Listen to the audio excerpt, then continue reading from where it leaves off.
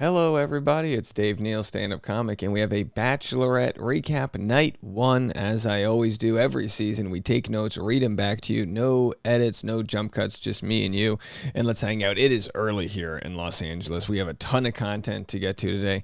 I'm doing Kate Casey's podcast at 8 a.m., so we're recording this around 6. Just going to get this started. I have so much content coming for you. After the recap today, we're going to have videos. Katie Thurston follows Blake Moynes. Are they back together? Then we have Sean Booth discussing Caitlin Bristow, the most in-depth he's discussed her since their breakup. Wells on Trading Secrets, and Michelle Young's in a new movie.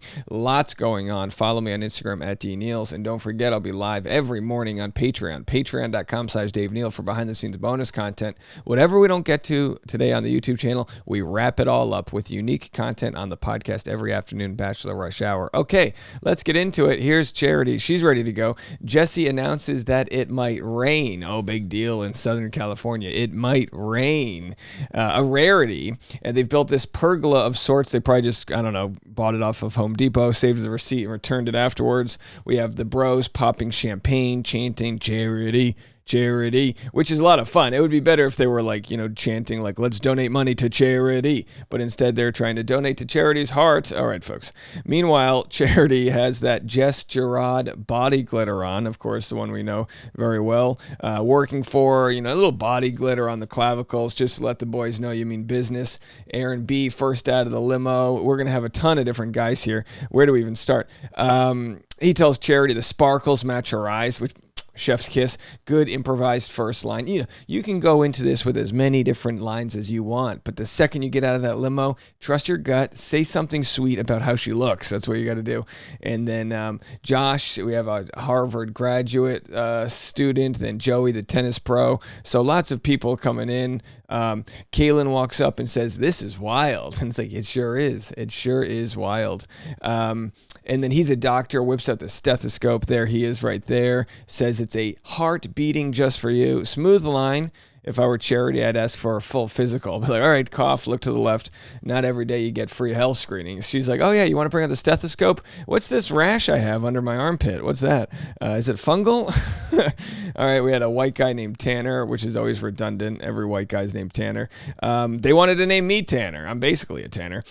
Chris, the high jumper, did a backflip. He holds the record for the highest standing jump, which is still tough to do in the rain. You got to really commit if you're going to be doing a rainy jump. I'm not doing anything in the rain. I don't care. No, I'm not slipping. I've seen enough of those videos online. I'm not going to be a meme. Braid, because you slip. It's like, so, all right, so you land the jump. Great. Awesome. You can do a backflip. But you slip, you'll be remembered forever. Braden, 24, a traveling nurse, arrives. Says he wants to be up to date on their shots, and then surprises her with tequila shots. I don't know. If you ask me, it's a long night.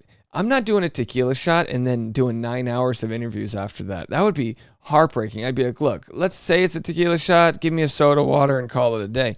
Spencer asked Charity to kick him in the nuts. Okay, this is getting weird. Spencer obviously was an interesting one. Let's see if we can find Spencer. There he is. He's an interesting one. He seems like a nice guy. I didn't really understand the bit there about kicking. It almost felt like he was trying to be whatever the producers wanted him to be and didn't really know what he was doing there. He seemed very confused, which is fine. I'm confused, Spencer. It's okay. We're all confused.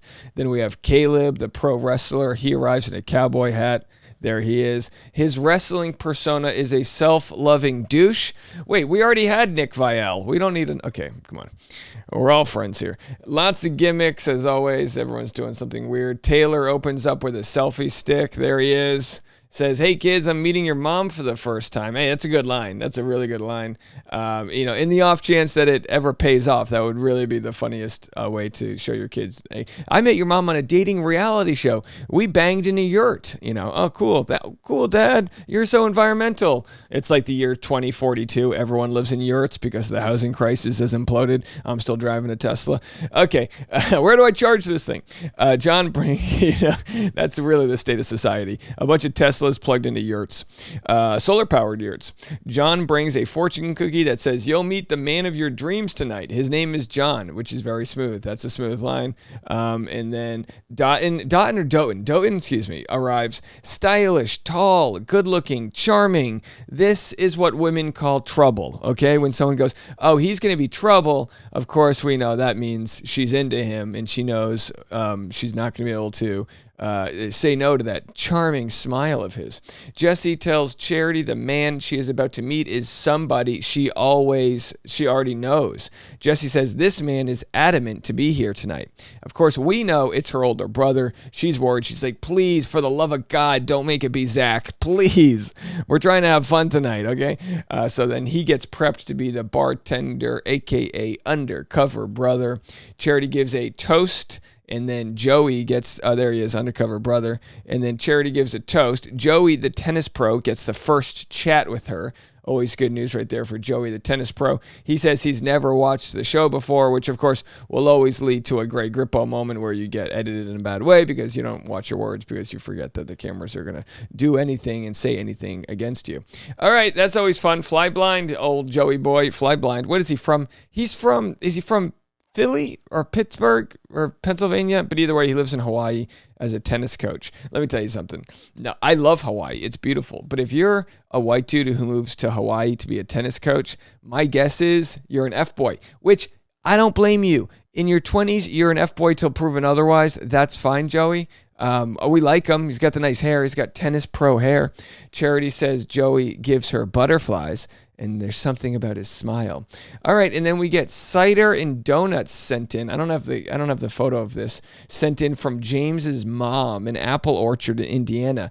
Boy, that's some good promo. Did anyone else try to Postmates? I was like, all right, how long would it take if I could Postmates these donuts from Indiana to California? Maybe if they drone deliver them, could we get those dropped off ASAP? You know what I mean? Oh, I love a good donut. I tell you what, I just had shows in New York a few weeks ago, and of course, your boy, I got caught up in the dollar pizza. Next thing you know, I had a whole weight issue. I've been off the sugar, and I've dropped about 9 pounds since then because, you know, sugar is just the devil for me, at least. I don't know about you. I'm not trying to sugar shame you, but the second I saw those donuts, I was like, can we get a gosh dang trigger warning on those donuts and cider? And by the way, whoever said cider, oh, it's made out of apples, it's fine. That'll kill you, okay? I don't know what they're drinking in Indiana, but now we know it's cider and donuts. That's their food pyramid, right? Indiana, where are my Hoosiers at? Just chugging cider and dunking basketballs. You bunch of David Letterman, Larry Bird, Okay, corn-fed husky. Okay. Meanwhile, there's like 7 Indianans. Like, hey, that's actually pretty accurate. We do beer bongs of cider and okay. Michael tells Nehemiah that he likes curvy girls because he's from the South. Speaking of cider and donuts, which is so funny. He's like, look, Michael's like, and of course he doesn't know Nehemiah's Charity's brother, but he's like, now normally I go after the curvy girls. Charity, she's not that, but either way, it's a body positive. We like that. We like a good body positive king there, Michael. And I love that he says it's because he's from the South, as if the women from the South have more curves than the North. No, it's the cider. It's what do they put in that stuff? The men start doing backflips and jumping on the thing. I know it's pretty dark. This is one of the reasons why I hate night one. That its lighting's so poor, you can barely see it. We followed this guy. You guys know we followed this guy about a month ago on his journey. His Instagram is wild. It's all videos of him dunking. I mean, look, the guy's got the highest standing vertical in the world. That's pretty cool. But, we'll see how that goes for him tonight. Spencer tells us he has a kid. We have that. And then the guy with the coin says, heads, I get a kiss. And that's a trick coin. It really pays to bring the $2 trick coin. He's like, heads, I get a kiss. Tails, you don't give me a first impression rose? And sure enough, it lands on heads. Undercover brother Nehemiah is nearly caught by the bros. Hold on, I need a sip here. Nehemiah, it's like, yeah, first of all, the Nehemiah, let's go back to him. Where can we find Nehemiah? His outfit is ridiculous. Okay. What he should have done was get the I don't know, the black rim glasses, like the Malcolm X glasses, something that's semi-normal, but he instead goes with this pimp fedora hat. He's got the and like I think Charity said he looks like Steve Harvey. Oh boy. Either way, I wouldn't have recognized him, but I'm also not trying to date Charity. Maybe these guys were doing their homework and looked at her family tree. You know, they're like looking at all of her stats to make sure they don't mess anything up. All right. So anyway, Braden makes out with Charity. He's giddy and excited. Look, and again, it's like, look, chalk that up to being young. Where's Braid? Where's that? There he is. So they're making out. Chalk it up to being young. He's 24, right? He says it was a good kiss right in front of undercover brother. He kind of talks about it nonstop. They get the shots, but then again, he's talking to 20 different people. I'm personally watching it, giving him the benefit of the doubt. It's not like I kissed her, I got her soul. It was like, yeah, he's excited. He had a good kiss. He had a good connection. Nehemiah says it's confident bordering on cocky. I think it's insecurity. That's what, if you ask me, I think it's insecurity because it's like you want to let other people know that you're a serious contender in this dang thing. It's giddy, but also letting himself be known he's in the rankings. Braden says, I'm just ready for that first impression roast, though. Nehemiah reveals himself to the boys, and everyone's like, "Oh boy!" He pulls the mustache off, and they're like, "Oh my!" It's almost like when are we that dumb? As like it's like when Superman, Clark Kent takes the glasses off. Oh, it's Superman. It takes the wig off. Oh, it's Nehemiah. Really? That was it? So anyway, he tells Charity about his undercover brother gig, calls out Braden for being brazen. Charity says, "I'll carry the luggage out." Great quote. That's a good merch quote. I'll carry the luggage out. Of course, referring to the fact that if he doesn't respond accordingly, if he's not there for the right reasons, she'll be the first to kick him out. Charity calls Braden to chat. Oh boy, there it is. And, everyone thinks that he's about to get in big trouble. It's this big twist. She takes a break and then comes back and actually offers him the first impression rose. And I think he said something like, boy, I want to get the first impression rose every week. And it's like, well, there's only one first impression. They don't have the week 3 impression rose. Although, hey, maybe that would be a good idea to have a weekly rose. I don't know. Why not? Like a game ball or something? All right. So then if their connection was really special, I can understand how giddy he would have felt. But then again, we talked about this on the live stream. She's 27. He's 24. You tell me, guys, can a 27-year-old female fall in love with a 24-year-old male? Sure. Is a 24-year-old male, though, ready for, relationships, marriage, all those things? I don't think in most cases the answer is yes, but that's, there'll always be someone who takes, my husband was 11 when, whatever. So, obviously that would be an exaggeration, but okay. So anyway, no roses. Who didn't get the rose here? So I had to pull up this chart here. Alas, here's who got a rose. Aaron, John, Xavier, Joey, Caleb, Warwick, Aaron, Caleb. Wait, there's 2 Calebs and there's 2 Aarons. Adrian, James, Sean, Michael, Tanner, Doughton, Caleb, John, Josh, and Spencer join Braden in the circle of safety. We say goodbye to Joe, Taylor, Peter, Nick, Khaled, and Chris the high jumper. All right, that's it, folks. That's the episode. Let me know what you guys think. I know it's a lot to get through. As I always say this, the first few weeks recapping these stinks. Too many men, too many names. Can we get one Aaron? Can we get one Caleb? It's a real struggle.